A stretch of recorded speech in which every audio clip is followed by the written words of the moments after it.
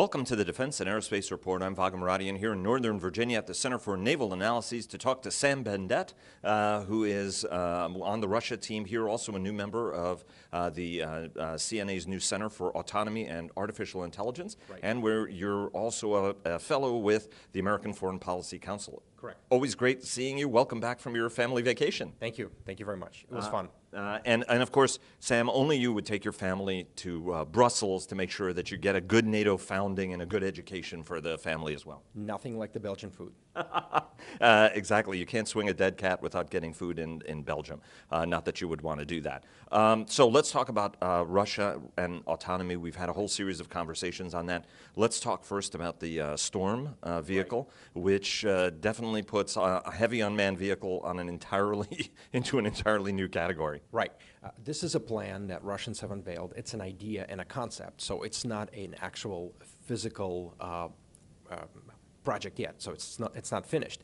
But what the Russians are thinking about is they want to put an unmanned package on the most widespread tank chassis they own, which is a T-72. They know how to repair it. It's everywhere. It's ubiquitous. But there are certain conditions for this Storm UGV that Russians definitely want to implement. And one is that it has to be designed for urban warfare, for city fighting. Second, it should be able to withstand 10 to 15 hits from the RPGs, rocket-propelled grenades, and the most widespread weapon in insurgencies.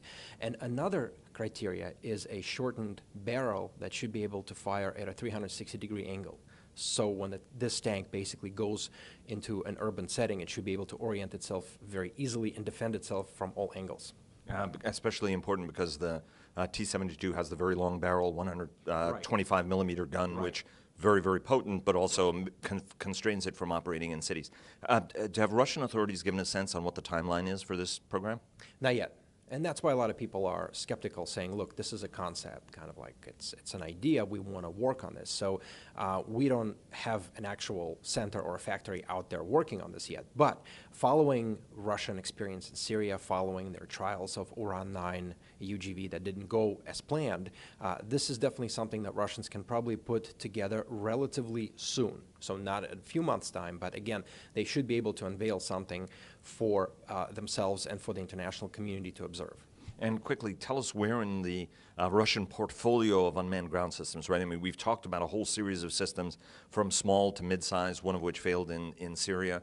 But talk to us about how this new vehicle would fit into the span of Russian ground systems. So Russians have a huge gamut of systems, just like the Americans do, from the very small ones, small demining ISR vehicles, to much larger tank size. And now when we talk about Uran-9, we are actually going to say that Russians also have a tank-size UGV, which is Storm, which is actually based on a tank. So they have mid-size UGVs, they have heavy UGVs. There's another UGV based on a BMP-3 chassis called Vikhr, or a Hurricane, that the Russians are also working on. So they actually have an entire suite of systems that they're putting through the testing and all kinds of other paces. So what's interesting is they are experimenting with a wide variety of systems at once, from the very small to the very large ones. And of course, everything is colored by the overarching phrase, lessons learned in Syria, which is what the Russians are doing right now. Let's go to the air. Russians had an unmanned aerial Olympics called Falcon Hunt. Tell us a little bit about Falcon Hunt, because it was really kind of a fascinating multinational test. Right. So next week, Russia's hosting Army 2018 Military Expo, which is the biggest in the country. Prior to the Army 2018 Expo, Russians held a series of military Olympics with a large number of countries. So Falcon Hunt hosted Belarus, Kazakhstan, and Iran for a series of competitions with small to mid-range UAVs. And the Russians have done really well in a competition where they had to locate an enemy in night conditions. Again, something they've learned in Syria. But a surprising victor in one of the competitions was Kazakhstan. They actually won a competition at locating an adversary in daytime. What's more interesting is a variety of UAVs used at Falcon Hunt. So Russians have their own UAVs. Belarus manufactures its own unmanned aerial systems. Kazakhstan actually imports UAVs from Russia, China, and Israel, and they use an Israeli UAV in this competition. And of course, Iran came in with their own domestically produced UAVs as well. And what did that tell you, as somebody who's expert and watches this space, about the relative capabilities of each of these countries? And how do you rate the Belarus domestic capability and the Iranian capability as well? Well, I think these are separate issues insofar as Iranian UAVs are actually flying in combat. So Iranian UAVs have been spotted in Syria. In fact, a wide range of their UAVs are flying, from small ISR drones to actual combat UAVs that can hit adversaries. Belarus is at the beginning stages of manufacturing a variety of UAVs, from the small ISR models to combat to others. But Belarus, as a small country, nonetheless inherited a lot of Soviet industrial legacy.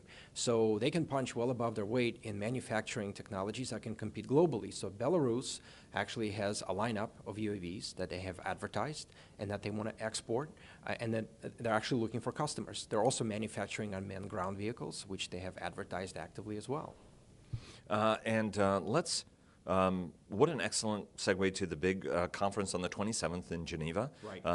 Talk to us a little bit about the Laws Conference and what it hopes to achieve in a universe where the regulation of how unmanned, the international regulation of unmanned or any other system, all of which appears sort of to be faltering, right? I mean, everybody has these ideas about how to limit systems, even space systems, and it looks like everybody is sort of moving into space and other areas. Talk to us about some of the big issues that are going to get discussed in Geneva next week. So despite the international community not actually manufacturing a real thinking Terminator, an unmanned system that can think for itself on the battlefield, a lot of countries, a lot of organizations, a lot of people are concerned that lethal autonomous weapon systems or laws can actually proliferate, and that they can actually develop relatively quickly, and in an incident in a battlefield, they can get out of human control and cause irreparable damage. And so Laws Conference tries to bring together major global players in unmanned systems manufacturing, as well as various international organizations, to try and come up with a set of laws and principles that may limit the spread of such lethal autonomous weapon systems. Last year and this year, Russia has submitted its response, and the responses are similar.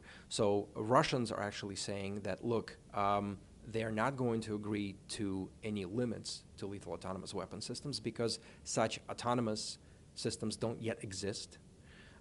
Everybody's in process of manufacturing them, but they're not actually out there in the battlefield. Russians are not convinced that current laws can sustain an international regime that may limit such autonomous systems. And any discussion about a real autonomous weapon system is purely theoretical, again, simply because we haven't yet manufactured a real Terminator.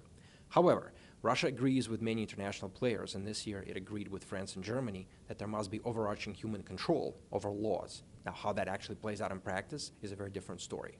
And when you talk about manufacturers, I mean, one of the concerns always about the easy availability of unmanned systems in the United States even is how quickly, you know, if it can carry 3 pounds of payload, right, it could be a camera or it could be explosives. Exactly. In which case, with a remarkable degree of precision, you can get that through somebody's window or to their car, right, or to an individual person, as we saw with Maduro.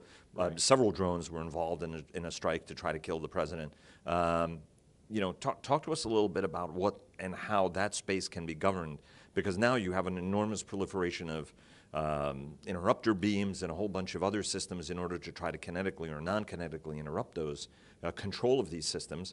But then again, if you can make a decent algorithm that has it fly to a coordinate, you know, the interception of it becomes a little bit of a more difficult of a challenge. So talk to us a little bit about what are some of the theories and thinking about control in this space? So this is what the Laws Conference is trying to address. Again, you have several major players not in agreement over how such space should be governed.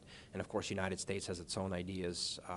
European nations have their own ideas. Russians, the Chinese, Iranians, they all have their own ideas. What you mentioned is a pre-programmed device that could be stopped relatively easily and relatively quickly if it could be spotted.